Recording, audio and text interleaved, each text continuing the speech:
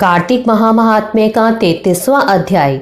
सूत जी ने कहा, इस प्रकार अपनी अत्यंत प्रिय सत्यभामा को यह कथा सुनाकर भगवान श्री कृष्ण संध्या उपासना करने के लिए माता के घर में गए।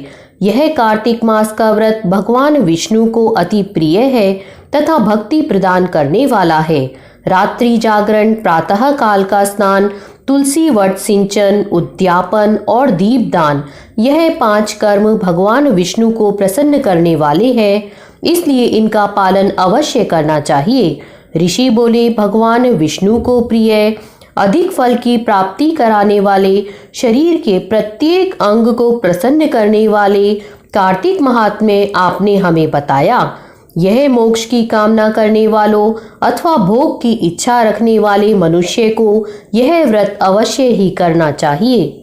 इसके अतिरिक्त हम आपसे एक बात पूछना चाहते हैं कि यदि कार्तिक मास का व्रत करने वाला मनुष्य किसी संकट में फंस जाए या वह किसी वन में हो या व्रती किसी रोग से ग्रस्त हो जाए तो उस मनुष्य को कार्तिक व्रत को किस प्रकार करना चाहिए, क्योंकि कार्तिक व्रत भगवान विष्णु को अत्यंत प्रिय है और इसे करने से मुक्ति एवं भक्ति प्राप्त होती है, इसलिए इसे छोड़ना नहीं चाहिए। श्री सूत जी ने इसका उत्तर देते हुए कहा, यदि कार्तिक का व्रत करने वाला मनुष्य किसी संकट में फंस जाए तो वह हिम्मत करके भगवान शंकर या भगवान विष्णु के मंदिर जो भी पास हो उसमें जाकर रात्रि जागरण करे। यदि व्रती घने वन में फंस जाए तो फिर पीपल के वृक्ष के नीचे या तुलसी के वन में जाकर जागरण करे।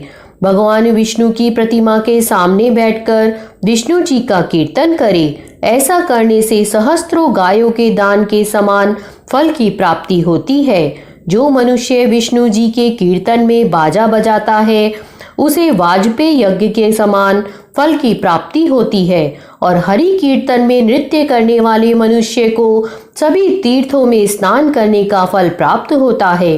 किसी संकट के समय या रोगी हो जाने पर और जल न मिल पाने की स्थिति में केवल भगवान विष्णु के नाम मात्र से मार्जन ही कर लें।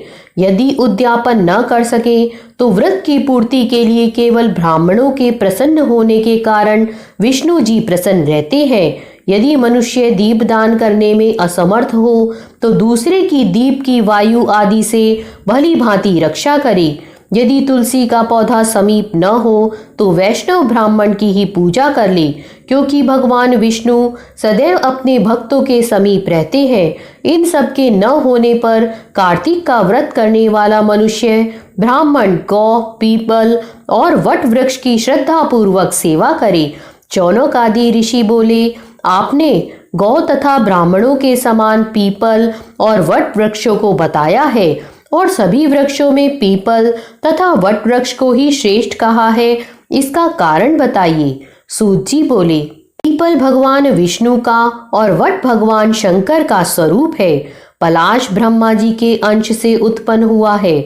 जो कार्तिक मास में उसके पत्तल में भोजन करता है वह भगवान विष्णु के लोक में जाता है।